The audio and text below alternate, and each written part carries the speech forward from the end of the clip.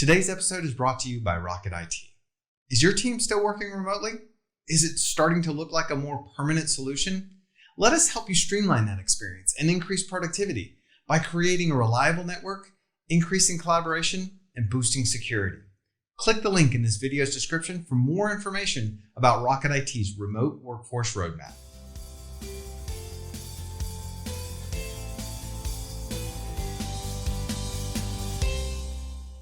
Hello, everyone, and welcome to episode 23 of the Rocket IT Business Podcast. I'm your host, Matt Hyatt, and today we're talking with my friend and business coaching extraordinaire, Mr. Lee Wolfe.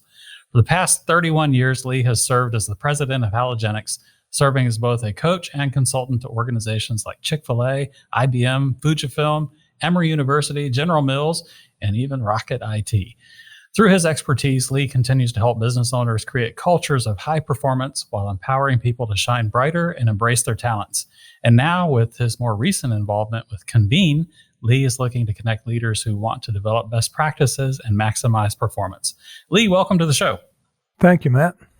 Super glad to have you here. You and I have known each other for a good long time, and you have been helping my team, and we have seen the result of your influence on the organization. And so I wanted to give our listeners an opportunity to spend some time with you. Because they don't know you, maybe you can tell us a little bit about your background. What is your professional background, and how did you get into the coaching business? Well, I have a bachelor's and master's degree I got from the University of Georgia. I have experienced organizational dynamics as varied as the Army and Fortune 50 corporation and family business. I have everything from business size to different industries. And what I found is that people who are running businesses, executives, need somebody that they can rely on, somebody they can talk to, somebody that has expertise to be able to relate to their conditions and their struggles. You know, it's funny you say that. Absolutely correct. Executives do need people that they can talk to. And I have several times in the past told folks that being an entrepreneur or a business owner can be a very lonely experience, because if things aren't going well, or if there's stress in our lives, there are not many folks that we can talk to. We can't talk to our employees about it, because that would scare them and probably make things less stable, right? Less stable than they might otherwise be. We can't talk to our customers about it. And we most certainly can't go home and talk to our spouse about it, because that would scare that person too.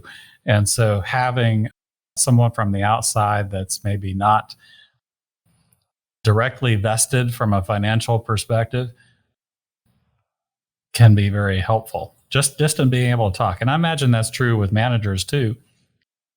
You know, if someone's struggling, they don't want to go to their boss and say, "Hey, I'm really struggling here. Can you help me?" Because that might put them on shaky ground, and all the other same dynamics must apply. That's true. Did you start out thinking, someday I'd like to be a business consultant? Or is that something that kind of came along later? No, I was pretty much thrust into it. As when our family business was acquired, I showed the acquiring company what needed to be done, and they were very impressed. And worked with them for 5 years, and they finally said, "Come show us nationally what you do locally." Oh, really? Wow. So I started working with the 50 or so locations that they had nationally, helping them improve their performance. And that's how my consulting business began. It was an internal consulting effort, and it worked out well. It's a huge spread between companies like General Mills. Everybody knows that organization. Chick-fil-A, a lot of folks know that organization. And small businesses like Rocket IT and others. And I know you worked with a number of locally based businesses here in Gwinnett County. How in the world do you manage the differences between those? I'd struggled. I'll just give you an example. I know that I have struggled, and I've talked to you about this in the past, even hiring somebody out of a large organization and bringing them into a small organization, often there's such a culture shock there Yeah. that it's a difficult transition. How do you find it working in those different, you have to sort of put a different hat on when you go into these different organizations? Not really. Really? The issues of business are the same no matter what the size is. Interesting. You get to a hierarchy that's much stronger in a larger business, Mhm. but the issues are almost identical from one Fascinating. organization to another. Hmm. So it's a matter of working through the structure of whatever the company has from a communication and coordination standpoint Hmm. and a leadership standpoint. But when you're working at the top of an organization, which is what I do, they're very, very similar. How about that? I wouldn't have guessed that. Tell us about the name Halogenex. Where did that come from? We decided that we were interested in shining the light on problems and solutions. Mhm. And the halogen bulb is the most bright bulb that you can acquire. Mhm. So halogen is the first part of the name to reflect what we do. And EX is for excellence, which has to do with the results. Oh, I love So it. we shine a light and we create excellence in results. So in our name, we have our mission. I love it. Yeah, that's very nice. I hadn't actually thought about that before, but I love how you put that together. So tell me, I often refer to you and I often introduce you to my friends and colleagues as our business coach. I have gotten the impression maybe that's not your favorite description. You think of yourself maybe as a business consultant or a mentor. Tell us a little bit about what does Halogenex do? How do you describe the organization? Well, business performance consulting is a fundamental that we Mm. use. Mm-hmm. Executive coaching comes with that or Mm. can be separate depending upon the need of the organization. And both are supported by behavior profiles that we use in order to expedite results in working with people. Got it. Do you have a preference? Do you find it more fun to work with large organizations or small ones? No, I prefer to work locally. Mm. I have traveled enough in my career. Right. I don't need any more. I don't need to wear out any more seats on aircraft. Right. Yeah. How's the Zoom and Teams deal working out for you? It works okay. I miss the interpersonal relationship, Mm-hmm. which I think most people do. But the thing I appreciate the most about it is the commute time. Yeah, right. It's a lot easier, right? Yeah. I know for our team, we've got some folks that are closer to services like high-speed internet, and some are a little further away. And so that's one challenge we run into a little bit is just sometimes if somebody's not got a great internet connection, and I'm right here in Metro Atlanta, I don't even have great internet at my house, and so sometimes I have to come into the office to do that. It seems like that's working out okay for you. Yes, it's working fine. Yeah. So let's jump into talking a little bit about businesses and some of the common pitfalls we all run into. We are all somewhat familiar with the statistics of the number of businesses that start every year and the number that fail. And it's always rather shocking to hear how many businesses just don't make it past their first year or 5 years. A lot of businesses never make it to $100,000 in revenue or $1 million in revenue. And of course, the statistics are worse and worse the higher you go. Mm-hmm. What do you find are some of the potential hurdles that folks just have to eliminate out of the box if they're going to have any kind of staying power? Well, the traditional answer to that is cash and cash flow, where people they just fundamentally don't have enough cash to start the business. But beyond that, I find that there's other conditions that are there. I found that entrepreneurs can pursue their vision too far and too fast. And their expectations that their unique approach to their market will create demand in the short term. It often does not. Then that result is a lack of truly objective planning and forecasting that identifies significant obstacles in advance. So you think it's a good idea to have a great business plan and a ton of cash in the bank to start a business? Well, I don't think you need a ton of cash. I think you need enough to be able to support yourself and move forward. But you also have to be realistic in what the revenue stream is going to be able to generate. Mm-hmm. And it's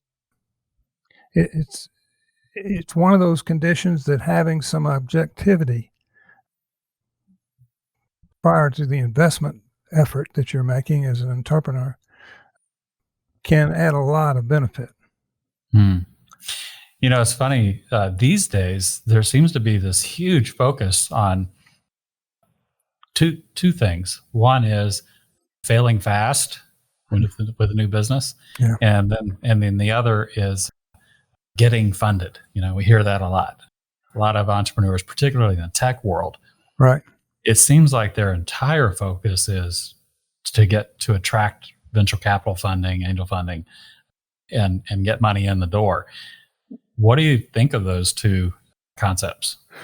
Well, I think what I've found is that people who are starting businesses and have a focus on their market focus and raising funds like you're talking about often are reticent to get assistance. The assistance that's available, even free, through SBDC, through other organizations, with retired executives, for example, is available to anybody. And even then, they tend to resist it because they're just single-minded and single-focused and narrow-visioned. And that's what gets them into trouble more than anything else. They can create an exciting message to raise funds, but getting the down and dirty work done is often more difficult than they imagine. Right. Business is easy. Running a business is very simple. You run it by the numbers. Until people are involved, then all bets are off. Right. So it's the people issues that often will undo the business. So do you prefer failing fast or slow success? I think depending upon your situation, both can be really interesting. Yeah. I don't know. As a steadfast member of the slow success crowd, the failing fast thing is always sort of made me scratch my head a little bit. So go ahead. There is a significant difference between people who are successful as entrepreneurs and people who are excellent employees. And sometimes people who are excellent employees think they have the ability to start and run a business on their own, and they find out the hard way they don't. There are a lot of moving parts there, right? Yeah. It's a different attitude, Matt. It's almost a sacrificial attitude that entrepreneurs have to have. They put themselves on the line and sacrifice basically everything for where they're trying to go. Whereas employees who make that decision are losing the security that they had as an employee, and that becomes an obstacle to them and to their families. And it often can undo what they're trying to accomplish. Right. You know, it's funny you say that. I think the experience that I have seen and the people that I've known over the years is the idea of an employee turned entrepreneur. And by the way, I belong to that club. So I was an employee and turned an entrepreneur. The ability to do that fades with age, I think. And I think it all has to do with not just what you're used to, but also what you have to lose potentially.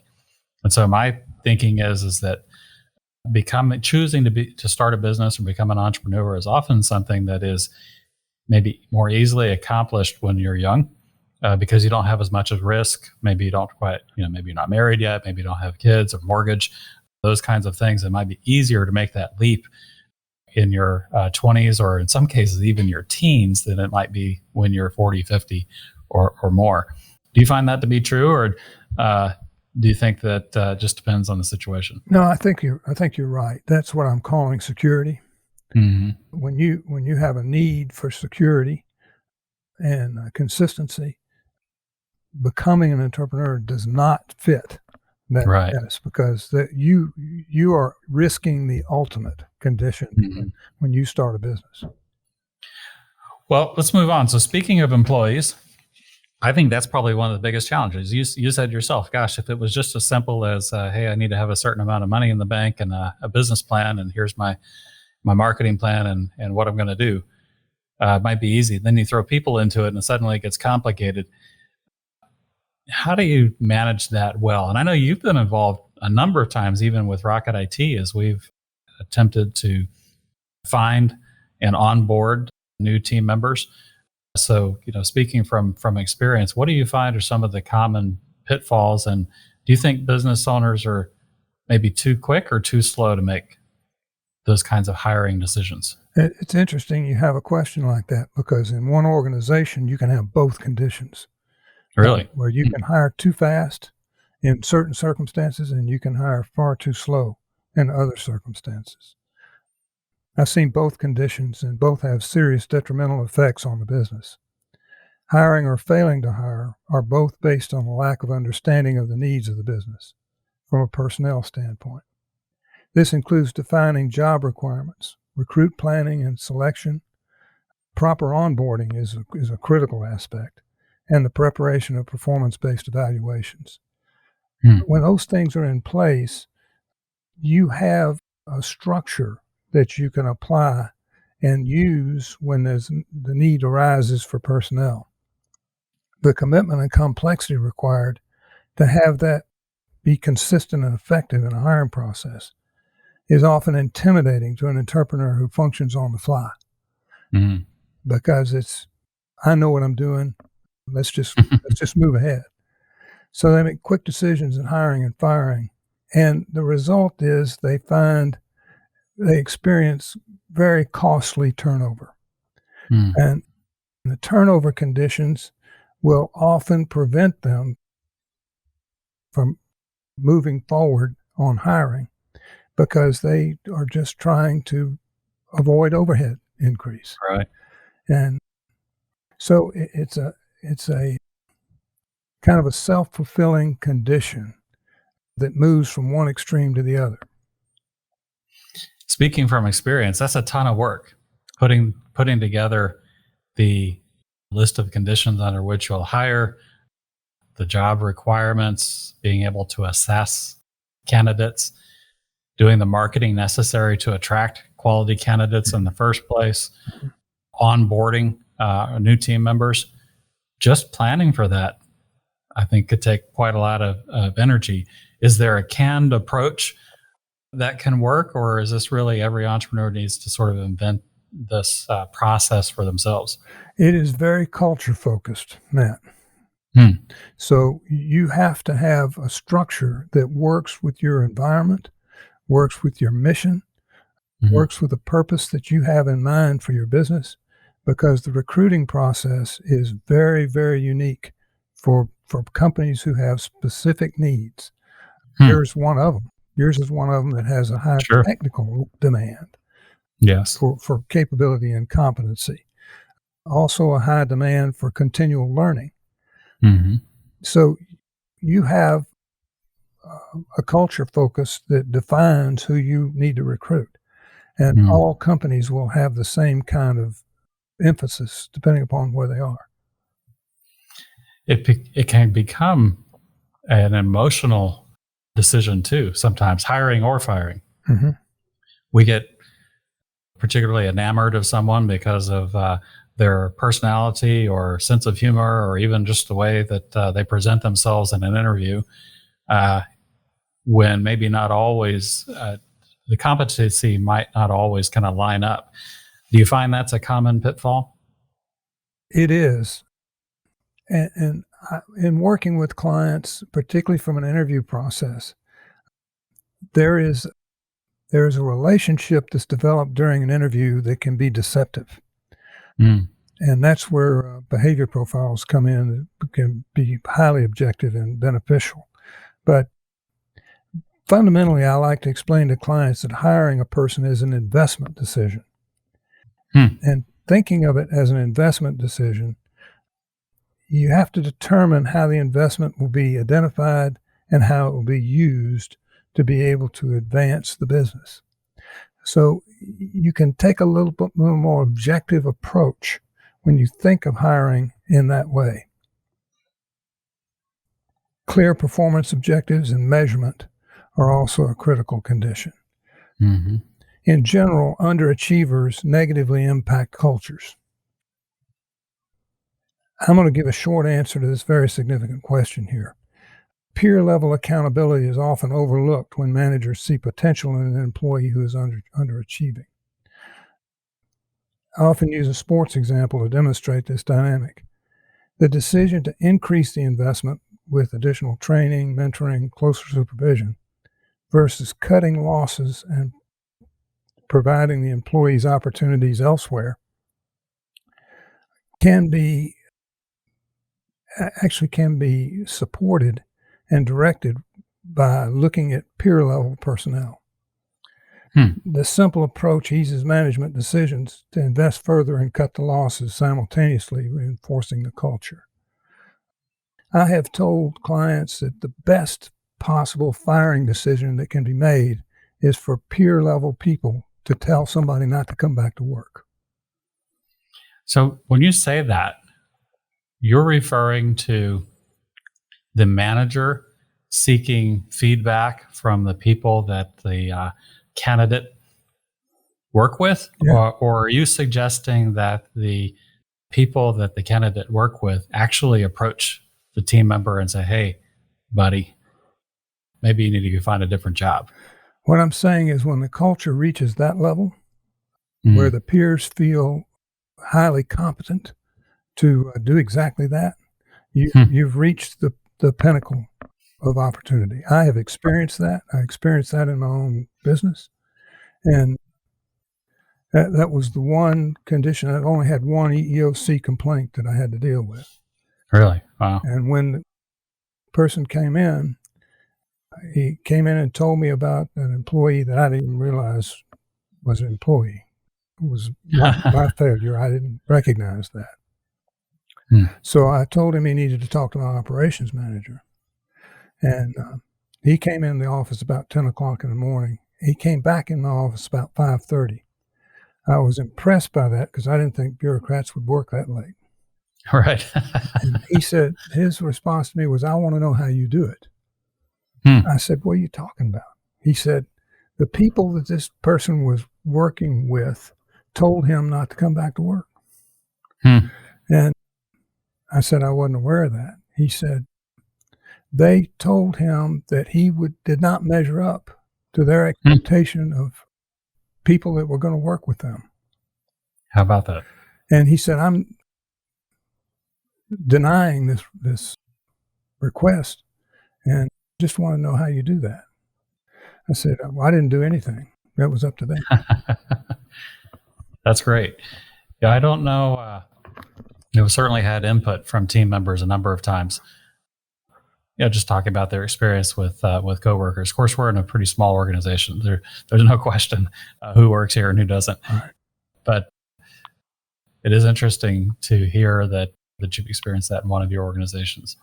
Well, let's talk a little bit about raising people up inside an organization. Okay.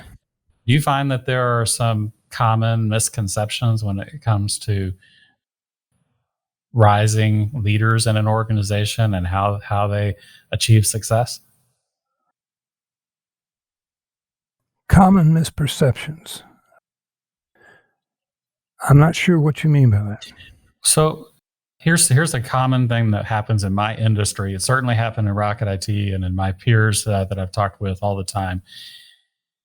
It's very frequent occurrence that happens, and that is that we have an amazing technologist or an amazing salesperson that is technically competent and does a great job and has become sort of the de facto next manager in the organization. Hey, this person's so great at their job. We should get them to lead other people in the organization. And so I don't know that that's over a long period of time. I don't know that that's a recipe for success. It can work, but I don't know if it's the path that I would recommend. So that's an example of maybe a common misperception or conception of, hey, we should take our best technical folks or our best workers and promote them to managers. Right. So that's the kind of thing that I am referring to. Do you find that that's a common issue out there with other businesses? It is. And you're exactly right. Probably the most common condition is the highest performing salesperson becoming sales manager, which often is a miserable failure. Right. The same thing can be true of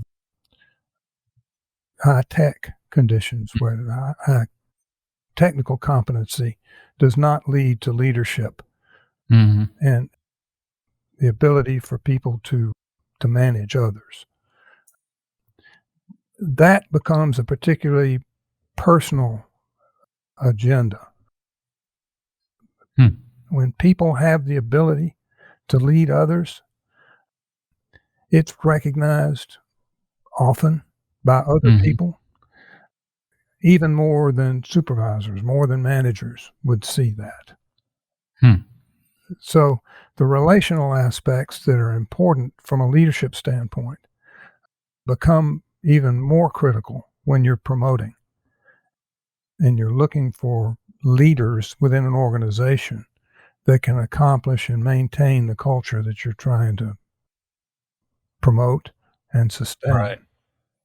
I do think there's a pretty natural concept or idea that, you know what, if I'm going to place a sales manager, I need someone who's walked in those shoes, right? I need someone who's been a successful salesperson. Right. Or I'm going to put a technical manager, or for some of our clients, they're engineering firms. I need somebody who's an engineer in order to lead other engineers. Do you think that's a true statement, or is there value in that? Or is it, you know what? No, it's all about just leadership skills versus the technical prowess of the role. It depends upon the organization. You have to have people in leadership in your organization that have technical competency. You cannot have a conversation with someone about a technical issue dealing with a customer, which is all relational, without having some basis in technical competency to carry on a communication with people internally. On the other hand, you don't have to be the highest achieving tech person in the organization. Right. You have to be a person who is going to be accepted by the organization and has the ability to both challenge and support the people that report to them. I love that. You know, we've talked here on the podcast before about the support challenge matrix and how it's so important to balance those two things to be an effective leader. And it is something that I think is a learned skill. So that's something we often run into is, hey, I've got this person that I think has leadership potential. They don't have the skill set yet, but they have the technical background. For example, going back to the technical manager. Luckily, I think that's a skill that can be learned. I don't think that necessarily folks are natural leaders. Do you agree with that or no? I think you're probably right, but there are a few out there. There are a few who have natural ability. It just is part of their experience. They learn it in school. They learn it in sports. They learn it with their families. But there's a rarity. Right. You mentioned that you got started in the business consulting realm because of a sale of a family business.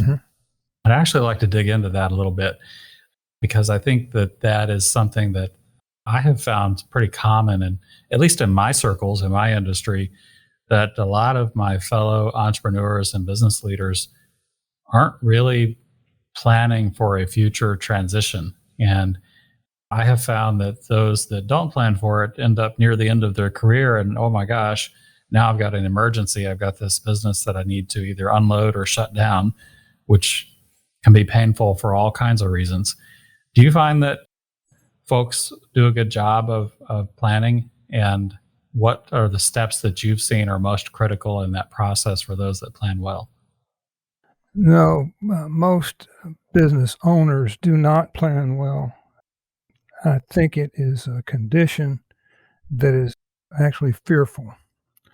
In what way? Fearful for them to consider what the alternatives are.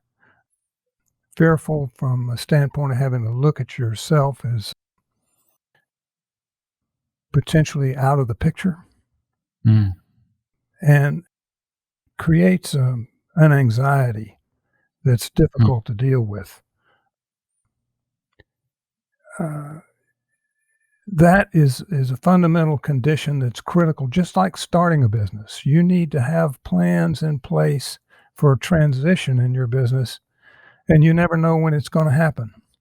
I have a client who had a customer who has a very successful business locally, about 150 employees, and he dropped dead at 50 years old. Oh my goodness. And had no plans, no transition. Everything is up to the estate, and it's turning into a very, very difficult situation. The planning process for transition of business is, in my mind, as critical as the startup planning. Once you have a significant business going, you've got to be able to have a plan to be able to protect your employees, to protect your business, protect your family. But oftentimes we get so caught up with running the business and enjoying what the benefits are of the business that we don't look at the opportunity to plan for the future. Interesting. Is that something that you work with entrepreneurs on? Just out of curiosity. Well, I encourage it. You really need to have a team of people. You need to have your CPA, you need to have your attorney, probably need to have a consultant to help you. But it takes a team to put that together, because there's legal obstacles, there are conditions that you start planning. There's always transitions that will change over time, whether it's with new legislation, whether it's with family environments, whether it's with environmental conditions or the condition of the business itself. So you have to be planning for flexibility, and having those things addressed as part of the objective is critical. Yeah, I like that. One thing I've been doing for a number of years now is annually or biannually, depending on what's happened in the year, meeting with our CPA and our business attorney, personal financial attorney. All of those things together has been super helpful to my family. So I like that idea, and maybe bringing a coach in also, just to make sure that the transition, that there's a plan in place for transition, because it can come sooner than we expect, can it? That's exactly right. And it can come with opportunity as well. It can come with somebody approaching you to buy your business. And you have to have your resources in place to be able to deal with that as well, because that can be a very unsettling condition. Right. I have a client who was expecting that they were going to conclude the sale of their business December 31st. They found out in January that the purchasing company is backing out of the deal. Oh my goodness. So those kind of things happen. And you've got to be prepared for whatever the eventual outcome would be. Well, I'll tell you what, with the year that we've had amidst the pandemic, I think we've all become masters at flexibility and planning. But as we kind of look ahead, I think there's optimism that we're going to see an end to the pandemic sometime in 2021. But I think we all know there's a bit of a wild card there. We don't really know what's going to happen. Sure. What are you advising that your clients focus on right now in this era of unknowns? Well, the conditions we have right now are so difficult for small businesses. Mm-hmm. The conditions that have been supported by the government have basically empowered large companies to be gobbling up more and more market share. Constantly evaluating market conditions and providing products, solutions, and support is critical for any company, but it's going to be even more critical as we move forward. I believe that we have an opportunity coming up as we start to get back to what is not considered normal, but it's going to be different. And I think it's going to be different because things are going to move a lot faster. Internally and externally, creating opportunities for moving quickly, having a flexible workforce, having a flexible, dynamic approach to the market, being able to move quickly internally and externally is going to be important. Companies will have to accelerate access to new external opportunities, at the same time accelerating internally to meet new challenges. And those new challenges are going to come from clients that you don't even have at this point, customers that didn't exist before we went through this stressful time. And the traditional annual goal setting is not going to work. It's going to have to be faster objectives. It's going to have to be identifying and setting short-term objectives that will achieve monthly or quarterly goals and be required to maintain focus and initiative. That's going to be a shift in attitude. It's going to be a shift in priority, because the organization, the small company that is responsive is going to be the one that's going to gain the opportunities. And it's going to be critical that happen. At the same time, the internal structures are going to be different. I doubt that we're ever going to return completely to just face-to-face conditions. The cost effectiveness of Zoom communications with both customers and employees is beyond a doubt a benefit to the companies. I can't see us rejecting that as we move forward. But if you take a look at it, it will accelerate the ability to communicate. It'll accelerate the opportunities to communicate because it is so cost effective. And that's going to increase and require additional flexibility on the small business part. Something you said in there, I thought fell into the easier said than done category when you were talking about how we need to be prepared to move more quickly, to act on opportunities and that sort of thing. And not only internal opportunities, but external opportunities. Not too hard to say that, but boy, doing it kind of left a question mark in my head a little bit. But something you said afterwards was maybe changing the velocity or the timing of our strategic planning. And that's something we've been doing at Rocket IT, as you know, for some time, where we transitioned from an annual strategic planning process to a quarterly strategic planning process. And that I think was very lucky and fortunate that we happened to do that, I don't know, maybe 12 months before the pandemic when we started doing that. And we were working with your guidance through the book, The 12-Week Work Year, I think that's what it's called, right? Is that the name of it? Right. And you're right, that was helpful to be able to just not only speed up our planning process, but to make sure that we're focused from quarter to quarter on the right things has been tremendously helpful. Are there other tips there that you can think of in terms of how people can prepare their businesses for that change in velocity? Yeah, I think it's going to come back even further. I think you're going to be looking at monthly conditions. Really? And you're going to be looking at maybe even weekly objectives. Hmm. Because I think you're going to find customers becoming impatient. And there's going to be a move to move farther, faster as the economy comes back. And it's going to be an opportunity to truly accelerate in that regard. I think you're moving in the right direction. There's no two ways about that. But you're moving in a direction that most companies haven't even considered at this point.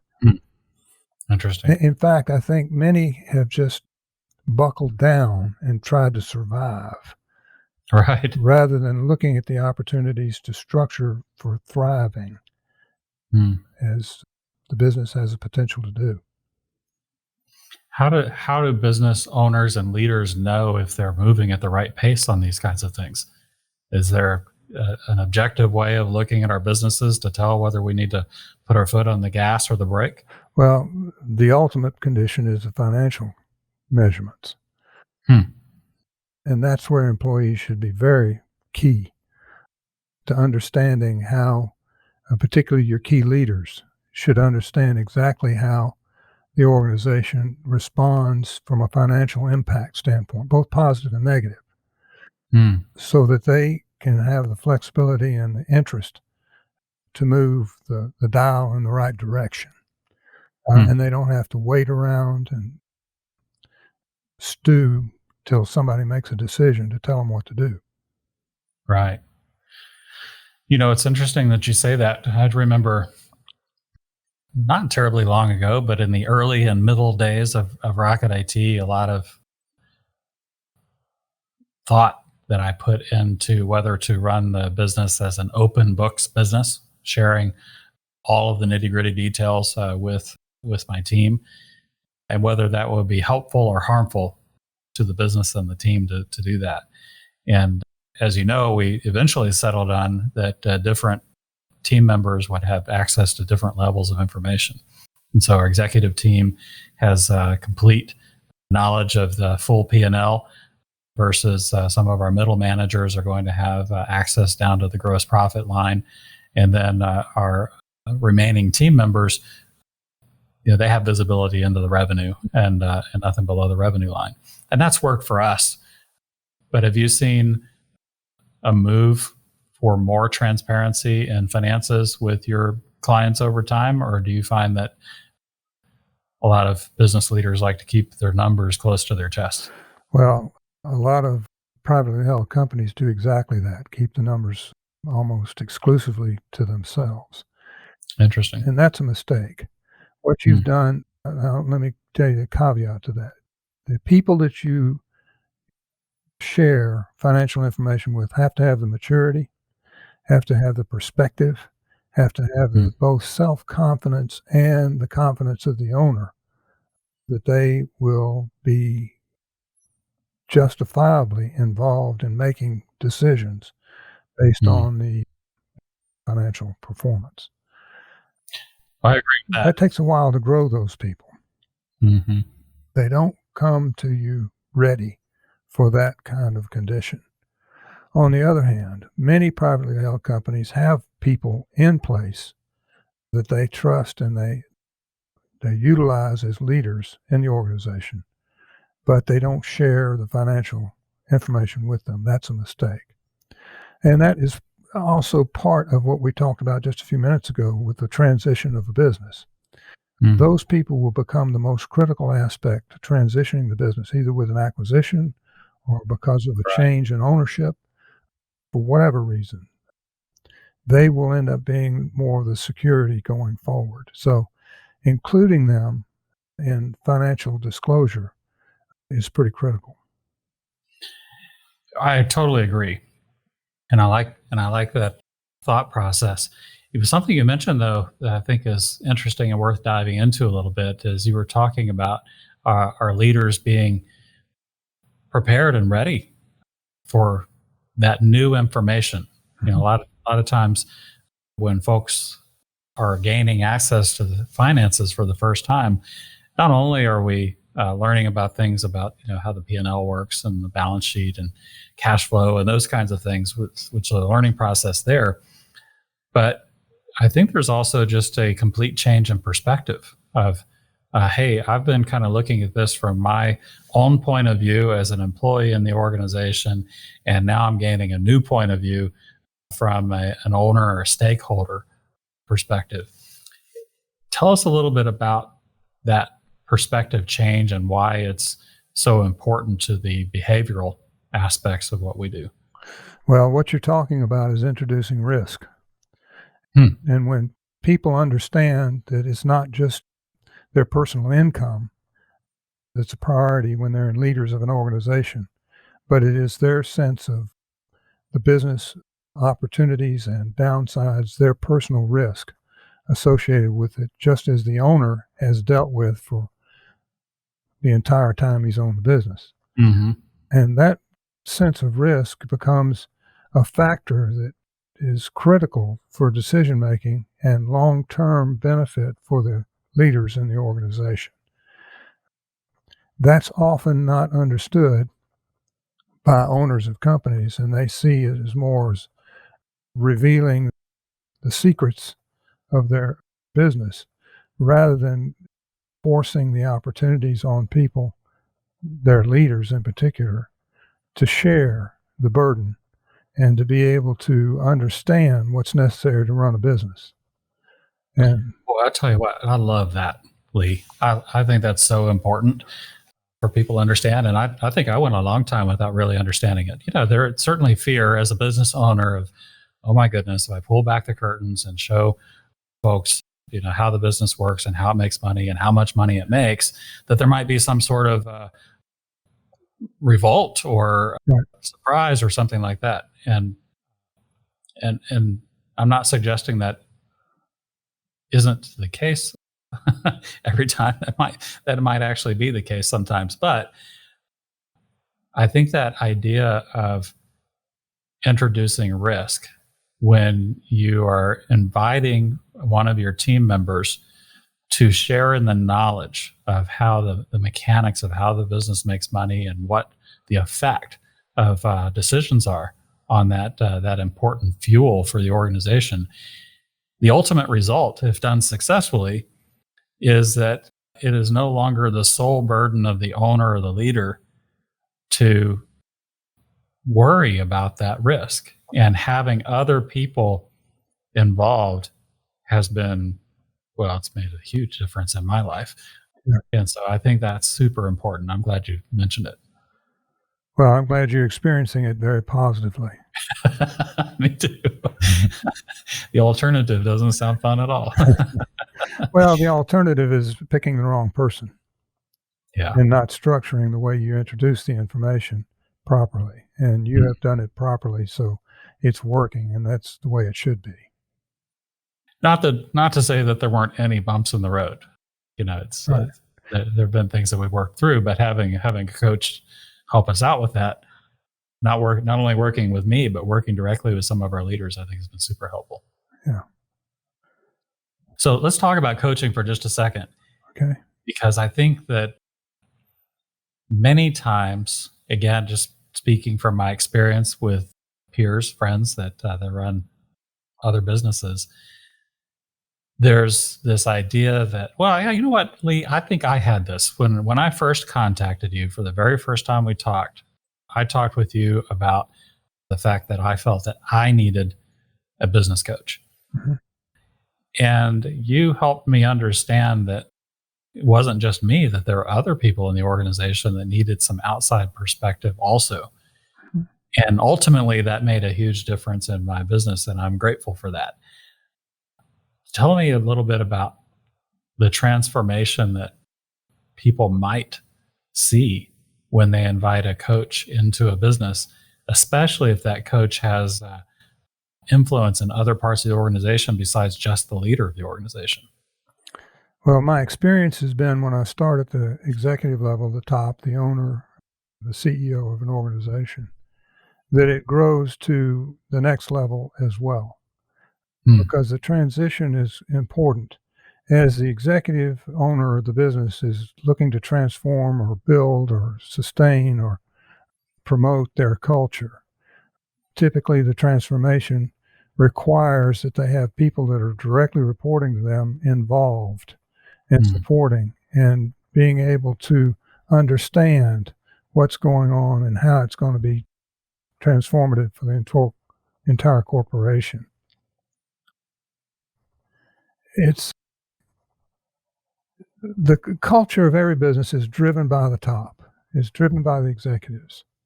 And when you're talking about transformational culture change, it is a very important condition that requires more than one person driving the bus. So it's important to understand who is going to be actually promoting the process and developing the culture and sustaining it as it moves forward. And that's not quite often understood. Every company has a culture, and it's always driven by the owner or executive of the organization. But they don't often understand that.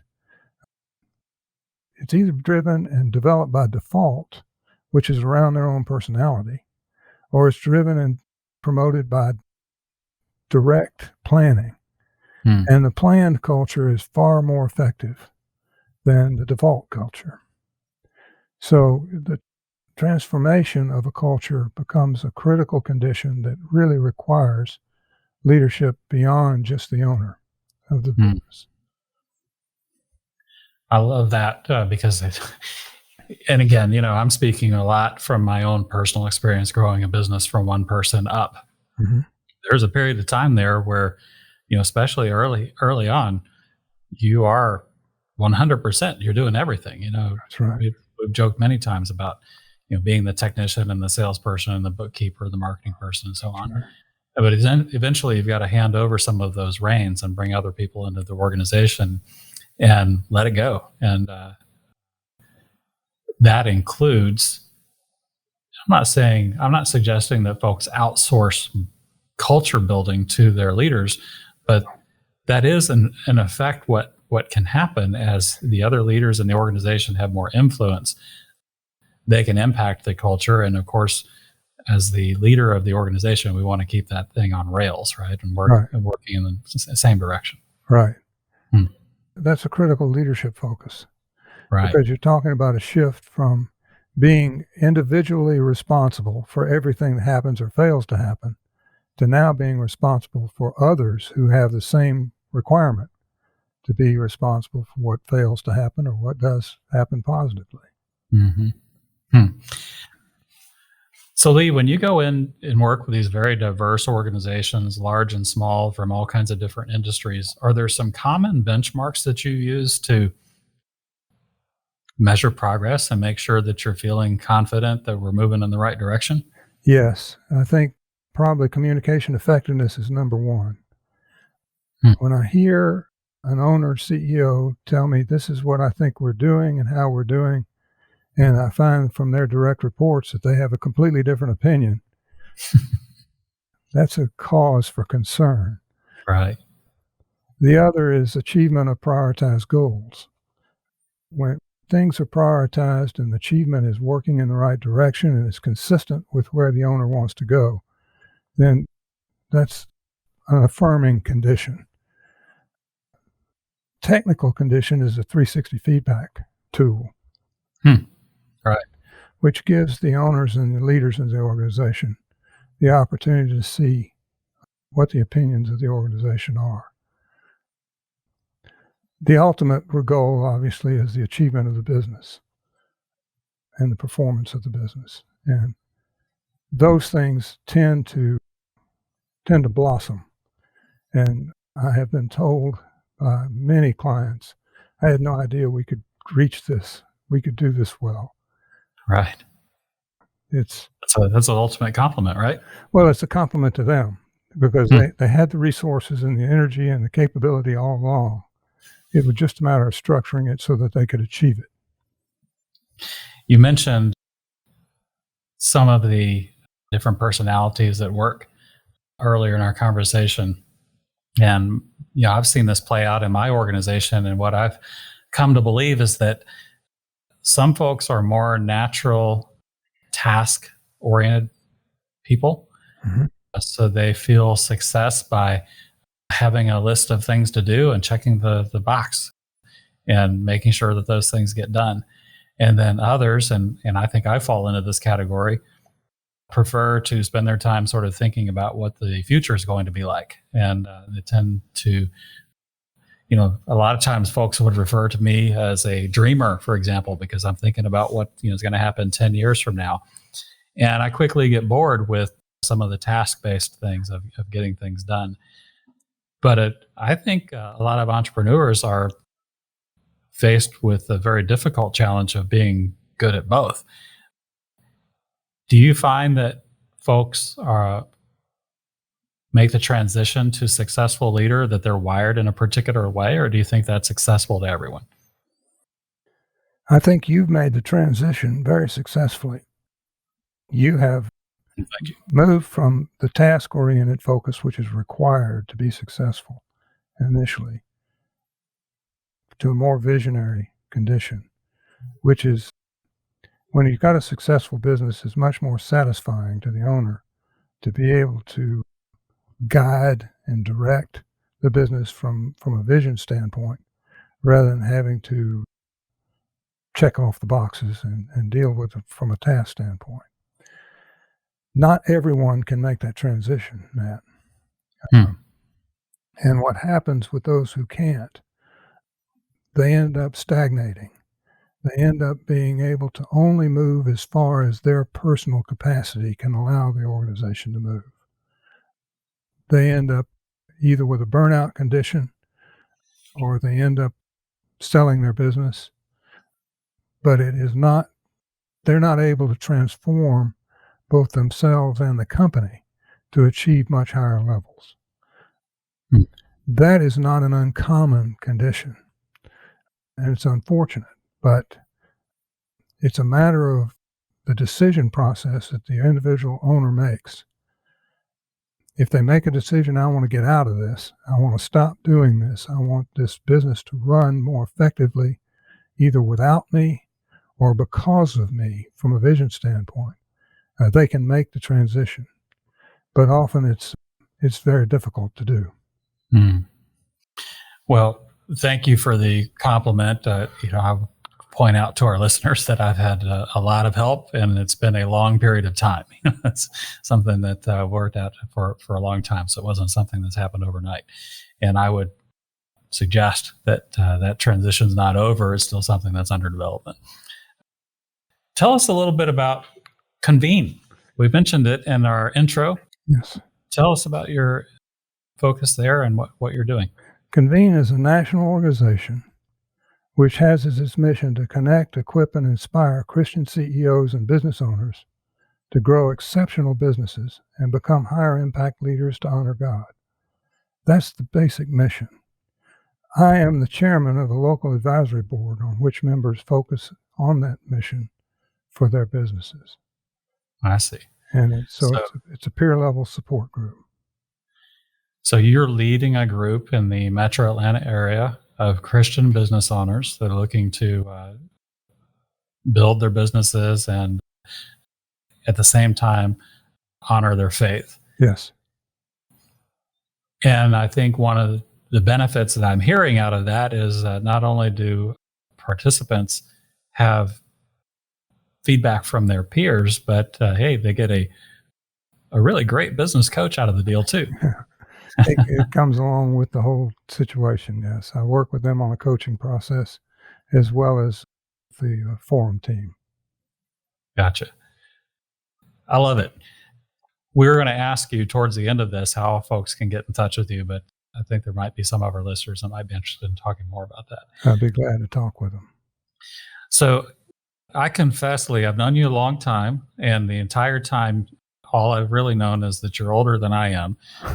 But I know that I've been thinking for a while, gosh, one of these days I'd love to retire, but you seem to get a lot of energy out of working.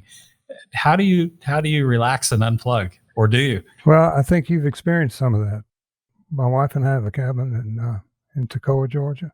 And that's right, up in the mountains. We're on the lake, Lake Hartwell, and I enjoy relaxing up there and fishing and being on the water and working with little projects that I start and My wife has said, "You've always got some project going on." And I said, "I hadn't thought about that, but that's the way things are." So it's just fun to keep that kind of thing going. I love it. Do you try to separate your business and your work depending on your location, or are you happy to work in the mountains and do projects back home? I do both. Okay, so kind of work from the cabin and work from home. It's just a matter of what the schedule is. You must have a good internet up there. I do. It works Great. at least it's been reliable so far. Excellent. Well, fantastically. I think it's time to move on to what we call our lightning round. Okay. And this is just a few questions that we ask all of our guests. And I'd love to hear some answers from you. So tell us about who's a person that's been in your life that's made a profound impact on your journey. When I was just a first lieutenant in the Army, I was reporting directly to a colonel. And he actually impacted me probably stronger than anybody else Really? experienced. And shortly after I left the service, he was promoted to general. Wow. But he had a great deal of impact on me, and I also on him. But he gave me the support that was necessary to completely transform a process that the Army had been doing wrong. He supported me to correct it, and the results were astounding. Wow. So he was very instrumental in making that happen. He also tried to prevent me from leaving the Army, but that was a different story.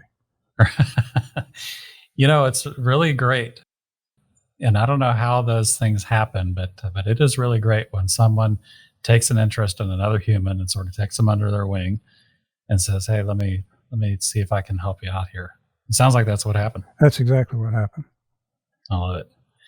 So, you might have the opportunity here to give us the best answer we've ever heard. I'm going to set you up for success here. Okay. Set the bar high because you've had so many interactions with all kinds of different businesses and industries. What's the single most important lesson you've learned in your professional career? That's a very simple answer for me. Oh, good. I've learned to ask more questions than to make statements. Mm. And I found that asking questions carries the results much farther than making statements. Is that because you're learning something out of asking the question, or is it because you're causing the person you're asking to think? Both. I'll tell you the other secret about asking questions is you can ask questions continuously until you get the person to understand what you're trying to communicate. I think our kids do that. Yes. Why is it like that? Why? It works with everybody except your wife. I love it. So are there any books, or I don't know, if are you a YouTube guy? Do you listen to podcasts? What's your favorite way to learn, and what are some of your favorite influential media? Well, I have a whole library of books, but recently I've been able to use the services provided by Convene to all its members. Oh, interesting. And that's called Right Now Media. I don't know if you've ever heard of that. I'm not familiar with that. Right Now Media includes in-person videos of virtually all the well-known business leaders, well-known coaches, well-known authors. And it is a very powerful tool to be able to use that. And I've been using that more than anything, both with my forum team and personally. Interesting. So kind of like a private TED Talk channel for Convene members? Yes, it is. Yes. Very nice. Is there a favorite speaker out there that you enjoy hearing? I probably think Pat Lencioni has been enjoyable. He's very personable in his presentation. But there are others that are just as good. Right. And they have a message that's worth hearing. Yeah, Pat Lencioni is a favorite for sure. Lee, thank you so much. What's the best way for people to reach you if they're interested in Convene or interested in coaching services? How can they reach you? Well, my office phone number is 979-3467, and it's extension number 2. There you go. My email for Convene is lee.wolfe, WOLFE, at convenenow.com. So I would welcome the opportunity to speak with anyone that listened to this and found some benefit in it. Excellent. Terrific. Well, on that note, I think it's time to wrap things up. Lee, from myself and our audience, thank you so much for joining us today. And to our listeners, thank you for tuning in. Should you have any suggestions on future topics that you'd like to hear more about, please email us at podcasts@rocketit.com. And finally, a quick plug for Rocket IT. We help businesses leverage technology to create seamless networks that encourage productivity and profitability. To learn how a personalized roadmap can bring efficiency to your business and clarity to your team, visit rocketit.com/roadmap-help or click the link in this episode's description. Thank you so much, Lee. We loved having you. Thank you for having me.